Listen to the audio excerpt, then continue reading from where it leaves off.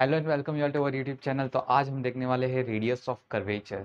Last class में हमने acceleration के बारे में पढ़ा था, जहां पर हमने tangential acceleration and radial acceleration को देखा था। अगर आपने वो वीडियो नहीं देखा है तो आप हमारी प्लेलिस्ट में जाकर जरूर देख सकते हैं। So let's start this lecture without wasting any time.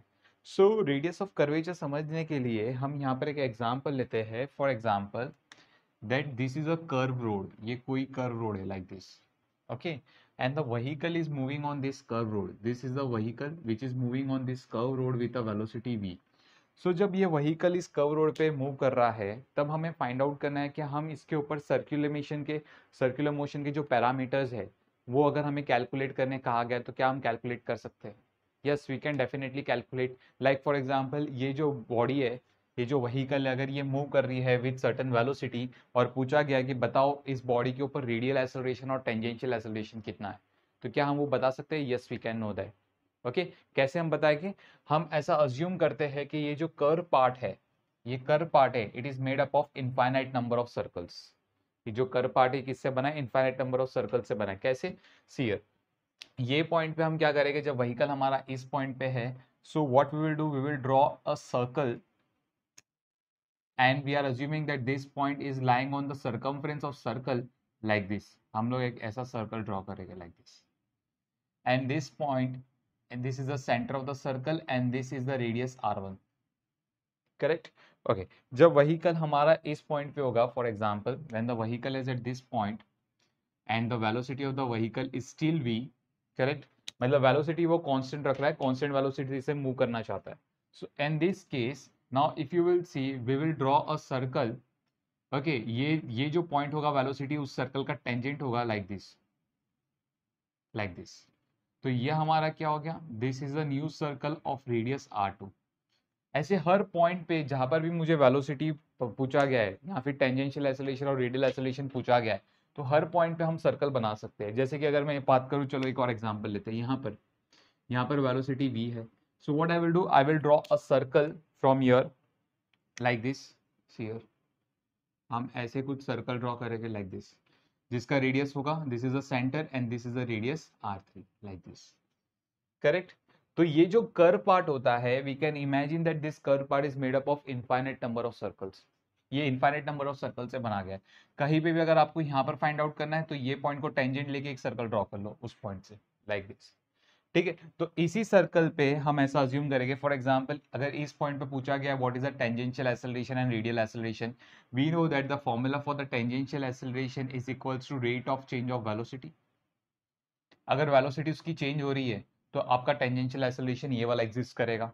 ठीक है, नाउ अगर आपको रेडियल एक्सेलरेशन पूछा गया है, रेडियल एक्सेलरेशन का फॉर्मूला हमें पता है, this is the velocity v। So I will write down v square upon radius कितना है इस सर्कल का, r2। सो दैटफॉर r2। सो ये पॉइंट पे अगर आप देखोगे, so radial acceleration that is ar and tangential acceleration अगर उसकी स्पीड बढ़ रही है तो टेंजेंशियल एक्सेलरेशन 8 लाइक दिस। इस पॉइंट पे अगर देखोगे तो radial tangential acceleration is in this way, tangential acceleration and the radial acceleration is towards the centre like this. इस पॉइंट पे देखोगे तो tangential acceleration is this way 80 and the radial acceleration is in this direction that is here like this. तो इसी चीज को हम क्या कह रहे हैं? रेडियस ऑफ कर्वेचर कह रहे हैं। ठीक है, सो यहाँ पर आप ये फॉर्मूला नोट करो, इसके बाद हम इसके ऊपर कुछ न्यूमेरिकल्स करेंगे जिससे बेटर अंडरस्टैंडिंग आएगी। ठीक है, ऐसे प्रॉब्लम्स को कैसे सॉल्व करना है। Okay, so please comment on this part. Okay class, so let's move to the first question. So the first question is, a particle P moves with a constant speed v in a curve as shown in the figure. Discuss the variation of the magnitude of the normal acceleration with time and distance. Okay, so we need to find out what is the variation of normal acceleration with respect to time and distance. Okay, तो जैसे कि यहाँ पर हमें बोला गया है, जैसे से टाइम प्रोसीड होगा या फिर डिस्टेंस प्रोसीड होगा, ये पार्टिकल इस कर्व पे ऐसे मूव करेगा। For example at a given instant, किसी भी इंस्टेंट पे particle right now is at this position, at position A, ऐसा एक एग्जाम्पल लिया है, पोजीशन ए पे है पार्टिकल इस वक्त। So when the particle is at position A, what I will do, I will make a circle, okay, like this. I will make one circle like this, whose radius, let's say the radius of this circle is r1, this way, correct? तो यहाँ पर जब आप देखोगे, so this is the direction of the normal acceleration ar, and we know that at this point particle is moving with constant speed, मतलब v की value constant है। तो यहाँ पर this is the value of v. So in this case, what is the radial acceleration for the point A? I'll write down for A, radial acceleration is nothing but v square upon r1 like this. Yes. Suppose at a given time और time proceed हुआ, particle यहाँ पर कहीं पे पहुंच गया at position B. ये point पे पार्टिकल की speed is in this direction, correct. तो यहाँ पर अगर हम बात करेंगे लाइक दिस, एक सर्कल बनाएंगे like this. So this is the circle at that particular point whose center is lying over here. This is the radius r2.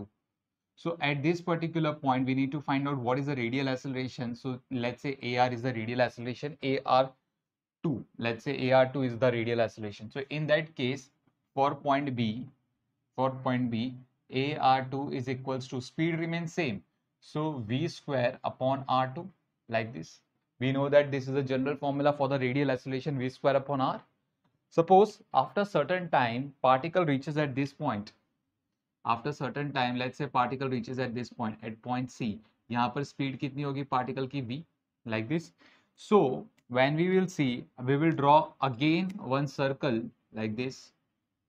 Suppose we will draw one circle like this whose radius is r3 like this.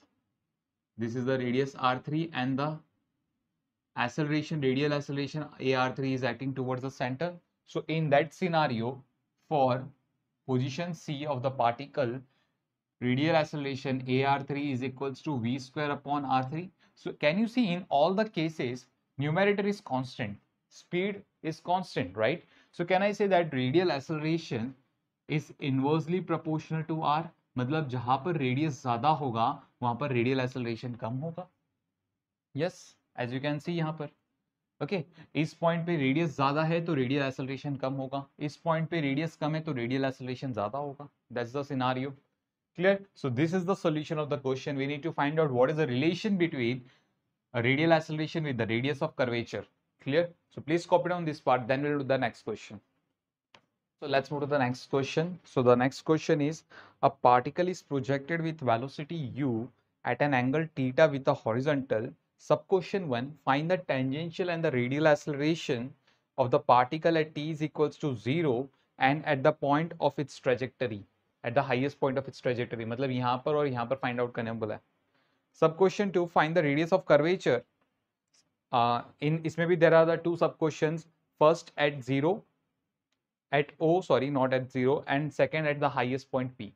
Okay, चलो, let's try to find out this part. तो सबसे पहले हम बात करेंगे, as we know that u is the velocity of the particle, correct?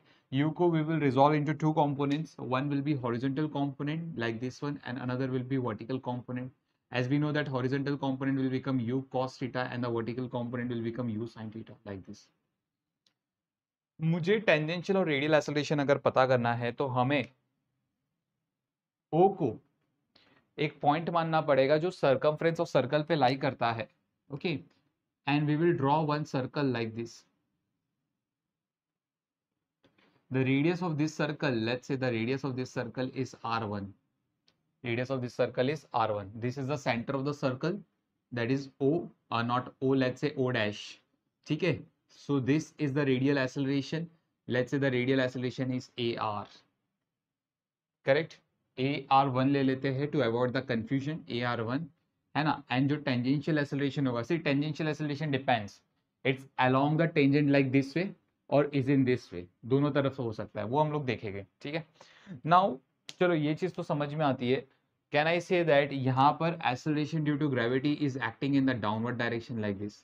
This is the acceleration due to gravity. मैंने थोड़ा बड़ा बना दिया, ठीक है, ताकि यहाँ पर डायग्राम खराब ना हो. So acceleration due to gravity को what we will do, we will split up into two components like this.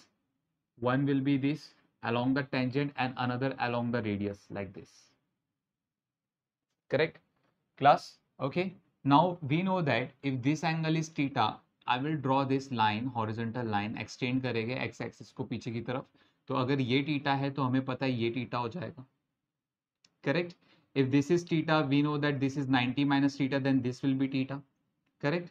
तो ये वाला जो component है, ये वाला component, इसको हम लोग क्या बोलेंगे? This will be g cos theta, and this component will be g sin theta. And what is g? G is the acceleration due to gravity. तो g sin थीटा भी तो एक्सेलरेशन है, and this acceleration is nothing but the tangential acceleration, correct. तो हमें tangential acceleration मिल गया है, that tangential acceleration is g sin theta.